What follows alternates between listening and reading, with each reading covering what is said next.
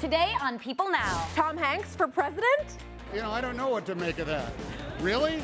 The star has an answer for that one. He loves French language. Allied star Marion Cotillard opens up about teaching French to her co-star Brad Pitt. Newlywed Adrienne Bailon reveals how she lost 22 pounds before her very Parisian wedding. You're pregnant. Remember this baby news? The couple who struggled to have this baby open up about life with their newborn. Plus, Listen, if you're gonna cry, go home to your mother. People's Sexiest Man Alive opens up about growing up with his dad.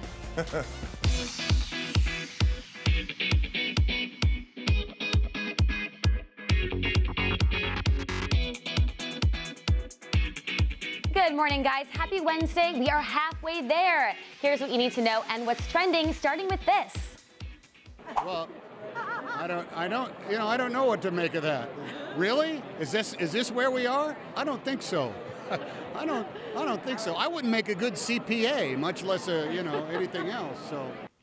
That's Tom Hanks responding to Michael Moore's comments that he should run for presidency in 2020. And although that Tom isn't into the idea, hey, I would vote for him. Hanks was being honored Tuesday night for his incredible career by the Museum of Modern Art at their 9th annual film benefit. Of course, Hanks' wife, Rita Wilson, was by his side to celebrate the big night, plus some other very famous faces, including Steven Spielberg and his wife, Kate Capshaw. And even though we can all watch Tom Hanks movies on repeat, when the actor was asked if he ever watches back his own movies, he quickly shut it down. Watch.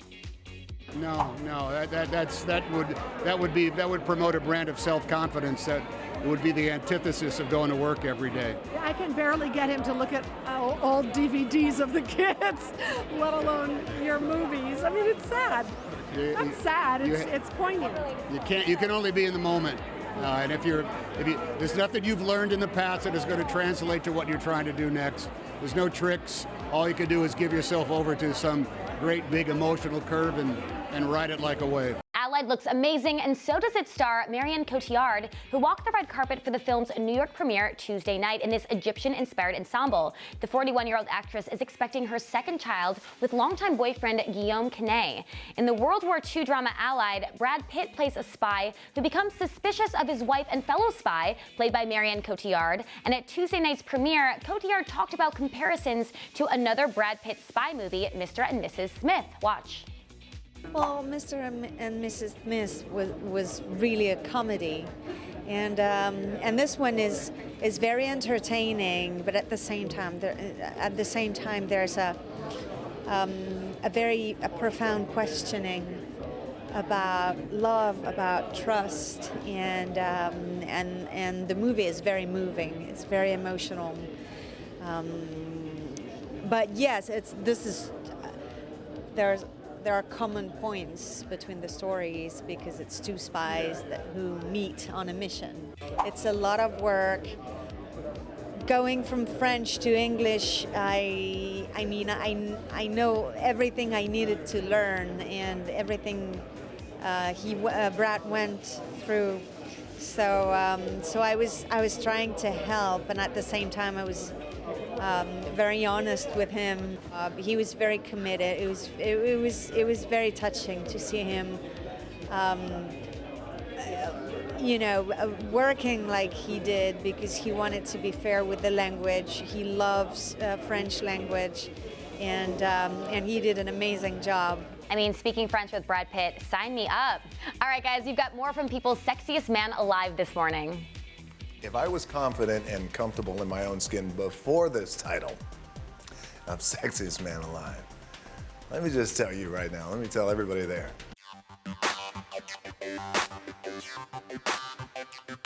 The confidence and the comfort level now, it is what we call in the industry game over. Well, Dwayne Johnson may be super confident now, but did you know that he even had an awkward phase? Yes, very, very hard to believe, but it's true. Check it out. I had an awkward phase when I was like 13, 14 years old, as a lot of young teenagers have, by the way, where we're For me, I was trying to find my identity and try and settle into my identity and doing a lot of things that I shouldn't have been doing. I was getting arrested multiple times, but yet at the same time, always very respectful to my teachers, always respectful to elders. Was dabbling in sports and felt like I needed to do more, but yet at the same time, I was really awkward and I was unsure of who I was and who I wanted to be, and I wanted to be part of this group, and then I wanted to be part of that group. And by the way, I loved sweets. Every day after school, I would go get donuts and I would go get cookies. Nothing's changed, by the way, years later. And then so all those sweets, I have somewhat of what we call an adverse reaction to sugar in chocolate, where I would break out and I had all these pimples. For whatever reason, they were here and they were here. And so just imagine that with my curly half afro. Being comfortable in my own skin just took a lot of time, and I think, and that's something I got to tell you that I enjoy my life today, because it's really allowed me to settle into being comfortable with who I am and being comfortable in my own skin. And you know, when you finally are comfortable with who you are, and warts and all, as we say, right? It really allows for just a greater confidence that you could go through life, because, you know, look, life ain't easy. We got a lot of things going on. There's a lot of responsibilities. We shoulder a lot of responsibilities, but the confidence thing, being comfortable in who I am, was probably one of the greatest and best breakthroughs that I've ever had in my life. So. Such an inspiring guy. Love him. And in just a little bit, the sexiest man alive is opening up about saving his grandma from homelessness and revealing just how tough his dad was on him when he was only 5 years old. In this week's People, Taboo from the Black Eyed Peas is opening up for the first time about his battle with testicular cancer and hopes to inspire others. Taboo recalls how it all started with a pain in his back and abdomen, and he originally felt like he had the flu. Once he went to the doctor, Taboo was told he had stage 2 testicular cancer. 12 weeks of intense aggravated chemotherapy followed, and Taboo tells People, "There were times that I wanted to give up, but I became inspired by sports figures who have gone through similar battles. I began channeling my energy into the thing that keeps me alive and spirited, music." Taboo and his wife had a miracle baby after being told he was cancer-free. Fertility doctors had told them it might be impossible to conceive, but within a month of trying, his wife was pregnant. Taboo now has his miracle baby girl along with 3 sons and says they are the reason he keeps fighting. Well, for more on Taboo's private health crisis, pick up a copy of People on newsstands everywhere Friday. Well, all right, Nina, you have even more trending news for us. I do, including some really big Gilmore Girls news, you guys. Gilmore Girls fans are counting down the days until the long-awaited A Year in the Life reboot hits Netflix. But until then, People is satisfying that Gilmore itch by sitting down with one of the stars, Lauren Graham, who opens up about everything from her life-changing Gilmore role, finding love, and growing up with her dad. In the interview, Graham talks about reprising her beloved role as Lorelai Gilmore and how she still can't get over the fact that the whole cast actually made their reboot happen, telling People, "For so many years we languished in the unknown of would we or wouldn't we be able to revisit the show. Before we had time to get used to the idea, we were doing it." And as for the new script, Graham says, "I don't know what I was expecting, but I was completely impressed and relieved." And what about Graham's personal life? Well, after Gilmore Girls, Graham went on to play Sarah Braverman on the hit show Parenthood, where she found love with her then co-star Peter Krause. The couple now live in LA together, and she says the secret to their relationship is communication. She tells People, "I mean, he's really my favorite person to talk to, and he always makes me laugh. He's really, really funny." The other very important man in Graham's life is her father, Lawrence Graham, who raised her after her parents divorced when she was just 5. She opened up to People about her childhood, saying, "Like any kid, I just thought what I had was normal. Divorce was less common, and to have my dad be the single parent was unusual, but we had a lot of fun." For the full interview, make sure to pick up your copy of People on newsstands on Friday, and make sure to watch Gilmore Girls: A Year in the Life on November 25th. Carrie Fisher opens up about why she decided to go public about her affair with Star Wars co-star Harrison Ford. In her memoir, The Princess Diarist, Fisher explains, "It's been 40 years. I didn't say anything to anybody for years, but it's not like anyone's deeply affected by it anymore." Carrie goes on to say how heated of a romance it was between her and Ford, saying it was Han and Leia during the week, and it was Carrie and Harrison during the weekend. Woo! So how did Harrison Ford react to the affair news breaking? Carrie says with one of his typically dry-witted responses, saying, "Lawyer!" Fisher sent him a draft of the book and was open to any notes. None were forthcoming from Ford, and he did not respond to a request for comment from People. Fisher went on to explain, "Harrison's very private, but I think I waited an appropriate amount of time. How much longer could I wait?" For more on Carrie Fisher and Harrison Ford's secret romance, the latest issue of People is on newsstands everywhere on Friday.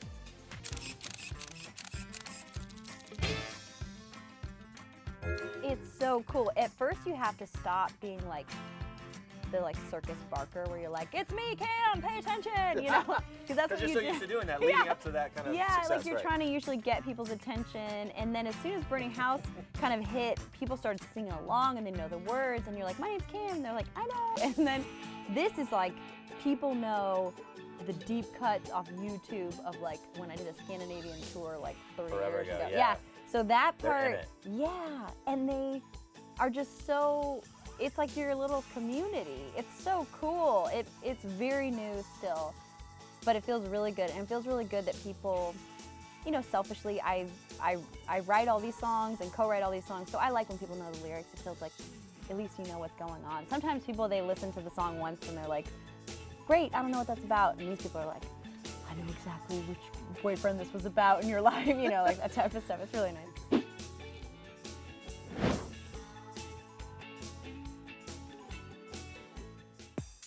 Stay with us. Broadway star Corbin Bleu reveals the moment his former High School Musical director came to see him on the stage. Plus, how The Rock fulfilled his list of goals. One of them making sure his own grandmother didn't wind up homeless. This is King Cutie in People. His Royal Highness Prince George Alexander Louis of Cambridge. These are George's parents, George's home, his Nana, the Queen, and his staff of 644 Englishmen. This is George's dog Lupo, who inspired his favorite book, The Adventures of the Royal Dog Lupo, one George will share now that he's a big brother. People. The details make the story. Don't miss this week's People. Your former High School Musical director, Kenny Ortega, actually attended one of your performances recently. He did. So what was that like? Did he critique you at all? Any feedback?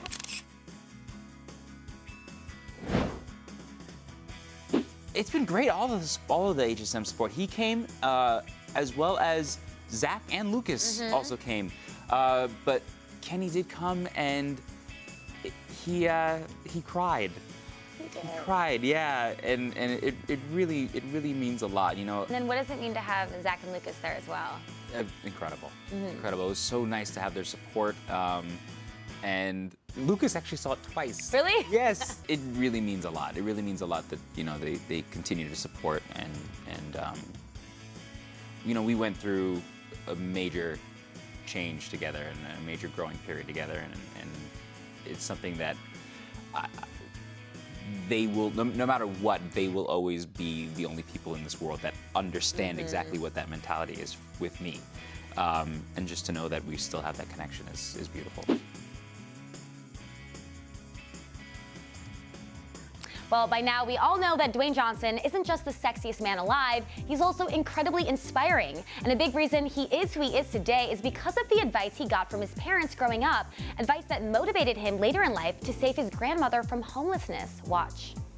The best advice my mom would always give is go for broke. She would always use that term. Leave nothing on the field, leave nothing in the ring, leave nothing on the screen, just go for it, everything you got. She's a cancer survivor, so before that she used to use that term. Fortunately, she's here today as an example of always fighting.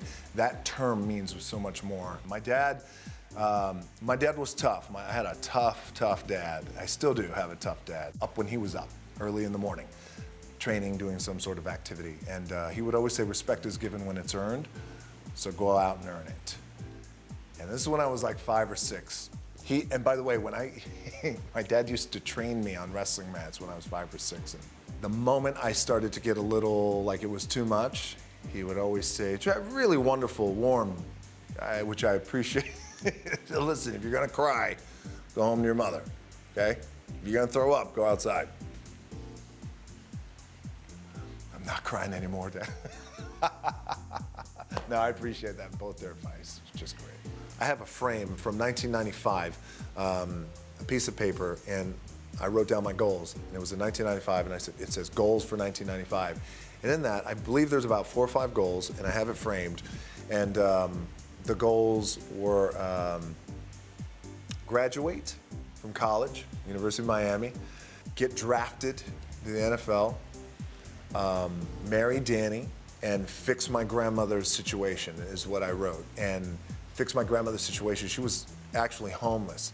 And that was a fixing my grandmother's situation. She was living with another family for over a year, and the family would call us and write letters, please, you have to get your grandmother, you have to get your mom, but we couldn't afford anything. So that was right at, probably around March of 1995. That's exactly when it was, right before the NFL draft and before graduation. So when I look at that, I keep that as a great reminder. I did graduate, didn't make it into the NFL, fixed my grandmother's situation. Yeah, there were a lot of things I did and then I didn't do. The stars are on the move, and we're following them in today's edition of Star Trek. Love is in the air for Adrienne Bailon and her super cute hubby, Israel Houghton. In this week's issue of People, Adrienne opens up about her dream Paris wedding, from the gorgeous red velvet cake to that beautiful Walter Mendez gown. The outspoken TV host and gospel singer tied the knot at the Hotel Plaza Athénée on Friday night, where 70 guests enjoyed everything from Moet champagne party favors to a midnight pizza snack served in, wait for it, custom-made rose gold pizza boxes. Yup, that actually happened. When asked about the intricate details of the ceremony, including the dress, Adrienne couldn't help but gush about her husband, saying, Israel says I'm a once-in-a-lifetime woman, so I knew I wanted a once-in-a-lifetime dress. We decided on a 21-foot train. I had to practice walking in it. Adrienne also lost 22 pounds for the wedding, a goal that she's been working towards with her man right by her side. The lovable host told People, Israel and I actually bonded over lobster pizza. We gained weight together and now we're losing it together. I want this to become a lifestyle. I enjoy the way it makes me feel. Israel has lost 25 pounds, so he's beating me, but I'm competitive, so wait for it. If you want to read more about Adrienne's larger-than-life Paris wedding, including those rose gold pizza boxes, then you gotta pick up the latest issue of People on a Friday. All right, you guys, moving on from pizza to fashion. Our favorite fashionista, Gigi Hadid, is spilling all of her style secrets in this week's issue of People, proving that we can all look runway ready by just following her 6 simple tips. The 21-year-old model turned designer follows a few basic fashion rules in her everyday routine, and lucky for us mortals, those go-to tips are echoed within her very popular Tommy Hilfiger and Stuart Weitzman collections. But just how does the model stay oh so chic? From sporting killer sunglasses to rocking those statement coats, Gigi says, sometimes people are prone to thinking they should choose one look and stick to it, but I like to explore different sides of my style, which you see a lot in my line for Tommy Hilfiger. If you embrace inspirations, it's just more fun. Another style secret the model loves? Adding a little personal touch to your basic wardrobe essentials. The blonde bombshell tells People, I'm crazy obsessed with monogrammed pieces. I always see articles that say Gigi is so into the monogram trend, and I am, because it feels so personal. Right now, my favorite is the Stuart Weitzman boot that I designed, which says Gigi on the sole. Well, it looks to me that Gigi has it all covered. That if you want to find out what other fashion tips the blonde beauty might have up her sleeve, get your latest issue of People on newsstands everywhere this Friday. And those are your Star Treks for today. This is Jennifer Lawrence in People. This is Jennifer photobombing Taylor Swift, and Sarah Jessica Parker and Liam Hemsworth, proving that while we all love the fashion of the red carpet, it's people who steal the show. People. The details make the story. You're pregnant. Guess how far along? How long? 19 weeks. Almost 5 months. Oh, that viral video of Dana Griffin Graves surprising her husband Arkell Graves about her surprise pregnancy gets me every time. And in this week's People, the Bun in the Oven family talk all about getting pregnant after 17 years of trying, which included 4 miscarriages and 1 stillbirth. They also talk about how much they adore their baby boy Caleb. Dana tells People how excited she was when she found out she was pregnant. She couldn't wait to reveal the news to her husband, so she placed bread buns in the oven with ultrasound pictures, and the rest is viral video history. Their son ended up being born a month later at just 23 weeks and was hospitalized until his first birthday. Well, they are so happy Caleb is home now, telling People, "I just can't believe he's finally home. It's like I'm dreaming. He's a miracle." Arkell went on to say, "Caleb goes to bed smiling and he wakes up smiling. He really has beaten all the odds." Arkell and Dana were childhood sweethearts and had a lot of trouble conceiving. They adopted their son Keelan in 2002 and tried unsuccessfully again to have a baby after Keelan asked for a sibling. Dana says, "Keelan wakes up extra early to play with his little brother before school. He loves having Caleb home." Well, Caleb is still under the care of nurses and will require procedures to remove his tracheostomy and a tube in his stomach. He could potentially face more challenges in the future, but Arkell and Dana have a lot of hope. Dana tells People he's doing things doctors said wouldn't be possible. He's like a whole new baby. Finally having all of my men under one roof is an amazing feeling. It's my dream come true. This is Jennifer Lawrence in People. This is Jennifer photobombing Taylor Swift, and Sarah Jessica Parker, and Liam Hemsworth. This is Jared Leto in People, photobombing Anne Hathaway, and Reese sneaking one in on Sophia and Joe. This is Dustin Hoffman, photobombing the dame herself, Judi Dench, proving that while we all love the fashion of the red carpet, it's people who steal the show. People, the details make the story. Don't miss this week's People. All right, guys, coming up tomorrow, we are back with Dwayne Johnson, and you are not going to believe how much food he eats in a day. Hey, it takes a lot of calories to get that sexy. Plus, Gold Rush star Todd Hoffman is answering our burning questions about what's in store for the rest of the season. Thank you guys so much for watching, and now we leave you with one last thing from Brooke Hummel. Hi, I'm Brooke Hummel, and this is One Last Thing. The last song that stuck in my head was Confident by Justin Bieber. I actually was jamming to that getting ready this morning. The last TV show that I binge watched was Once Upon a Time, and I'm really obsessed with it. The last movie that gave me all the feels was Titanic. When he says, "Jack, I'll never let go," and stuff like that, I always just break down and cry, and it really does get me in my feelings.